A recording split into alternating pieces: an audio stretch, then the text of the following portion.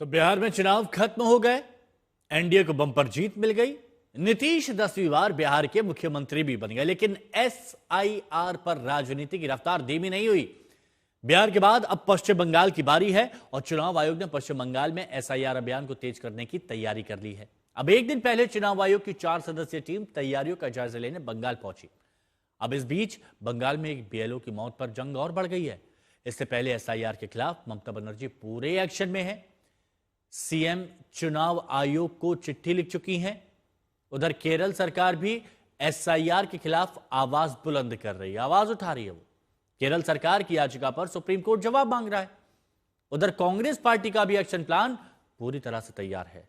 14 दिसंबर को दिल्ली के रामलीला मैदान में कांग्रेस की तरफ से एक रैली की जानी है।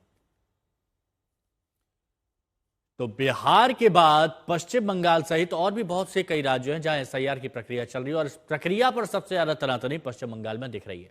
ममता बनर्जी और टीएमसी नेता एसआईआर के खिलाफ मोर्चा खोले हुए हैं। टीएमसी का आरोप है कि बीएलओ को सही ट्रेनिंग नहीं दी गई है, साथ ही उन पर काम का इतना दबाव है कि वो झेल नहीं पा रहे हैं। बीजेपी टीएमसी और एसआईआर के विरोध के बहाने घुसपैठियों को शह देने का आरोप लगा रही है और पश्चिम बंगाल में चल रहे एसआईआर को लेकर टीएमसी और बीजेपी नेताओं में आरोप प्रत्यारोप जारी है। देखिए, ये एसआईआर लेके ऑपोजिशन लीडर शुभेंदु अधिकारी का डिस्ट्रिक्ट में पूर्व मिदनापुर, ईस्ट मिदनापुर, तृणमूल कांग्रेस का जो बीएलए 2 है, जो डोर टू डोर काम कर रहे थे, जेन्युइन वोटर्स को हेल्प कर रहे थे, उसके ऊपर हमला कर दिया भाजपा वालों ने। क्यों हमला किया? हमला इसलिए किया, भाजपा का जो वहां पे कंस्पिरेसी था, जेन्युइन वोटर लोगों को हैरास करना, एलिमिनेट करना, फॉर्म नहीं देना। हमारा वर्कर बीएलए 2 जो थे, वो दोनों घर घर डोर टू डोर जा रहे थे। वो कंस्पिरेसी का प्रॉब्लम हो रहा था, इसीलिए बुरी तरह से अटैक कर दिया। देखिए, शुरू से ही ममता बनर्जी एसआईआर की विरोध कर रही थी, उनकी पूरी पार्टी विरोध कर रही थी। पूरे देश में एसआईआर को लेकर कुछ राज्यों में विरोध हुआ जो मूलतः ऑपोजिशन की ऑपोजिशन रूल्ड स्टेट्स है, लेकिन ममता बनर्जी जैसा विगोरस ऑपोजिशन किसी ने नहीं किया। नहीं, बहुत सारी जगह में तो हाईजैक हुआ है, बीएलओ हाईजैक हुआ है। बीएलओ के ऊपर बहुत प्रेशर है क्योंकि ममता बनर्जी की पार्टी के लोग प्रेशर दे रहे हैं। जो लोग मारे गए हैं, मतलब डेड है, जो उन लोगों का भी नाम घुसाने के लिए ममता बनर्जी के पार्टी के द्वारा, तृणमूल कांग्रेस के द्वारा प्रेशर दिया जा रहा है बीएलओ के ऊपर। तापस सेन गुप्ता कोलकाता से हमारे सहयोगी इस वक्त हमारे साथ जुड़ चुके हैं। तापस, चुनाव आयोग की एक टीम बंगाल जाती है, एक बीएलओ की मौत हो जाती है, टीएमसी इसका मुद्दा बना रही है। अभी किस तरह की सियासत एसआईआर पर बंगाल में हो रही है? जी देखिए, पश्चिम बंगाल की अगर आप बात करें तो पश्चिम बंगाल में एसआईआर को सामने रखते हुए जबरदस्त सियासी खेल चल रहा है। एक तरफ बीजेपी तो दूसरे छोर पर तृणमूल कांग्रेस। तृणमूल कांग्रेस आपको पता है कि शुरुआत से ही एसआईआर का विरोध पर वो सड़कों पर उतरे थे, लेकिन अब जब देखा जा रहा है कि कई ऐसे मामले सामने आ रहे हैं जहां या बीएलओ की किसी वजह से मौत हो रही है। कल रात को शीतलकुची कूच बिहार में एक बीएलओ की मौत हुई है सड़क दुर्घटना में।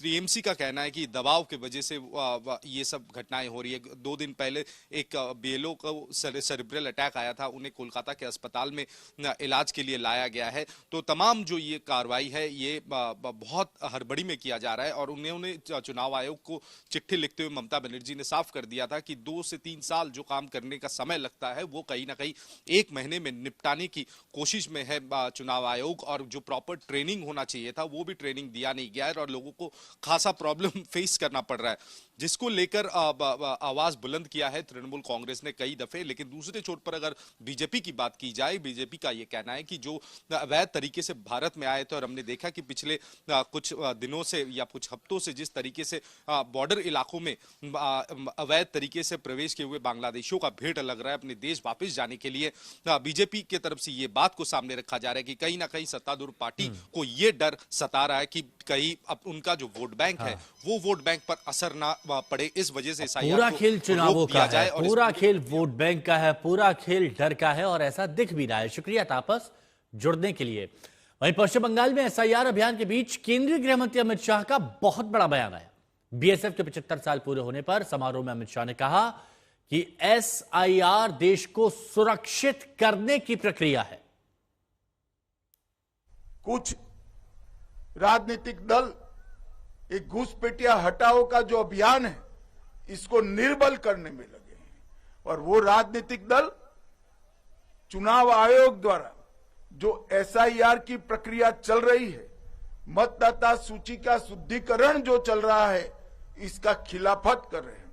मैं आज इस हीरक जयंती समारोह में बहुत स्पष्ट करना चाहता हूं कि हम इस देश में से एक एक घुसपैठिए को चुन चुन कर बाहर निकालेंगे, ये हमारा प्रण है। और मैं आगाह भी करना चाहता हूं उन राजनीतिक दलों को जो घुसपैठियों के संरक्षण में लगे हैं। बिहार के चुनाव देश की जनता का मैंडेट है, और वो मैंडेट घुसपैठियों की उपस्थिति के खिलाफ। जो दल घुसपैठियों को सुरक्षित करने के लिए, मतदाता सूची में सुरक्षित करने के लिए काम कर रहे हैं, उनको ज्ञात होना चाहिए कि देश की जनता कभी ऐसे इरादों का समर्थन नहीं करेगी। तो देखिए, ये तो आप लोग जानते हैं कि बहुत से राज्यों में एसआईआर की प्रक्रिया चल रही है। अब बीएलओ इससे पूरा करने में लगे हुए हैं। पश्चिम बंगाल सरकार पहले ही बीएलओ पर काम के ज्यादा दबाव का आरोप लगाती रही है, सवाल उठाती रही है। और गुजरात में भी एसआईआर में लगे 3 बीएलओ की मौत पर तनातनी बढ़ रही है। 3 मौत खेड़ा, सोमनाथ और साबरकांठा जिले में हुई, जिसमें से एक मौत को परिवार वाले खुदकुशी बता रहे हैं, लेकिन सवाल उठाए जा रहे हैं।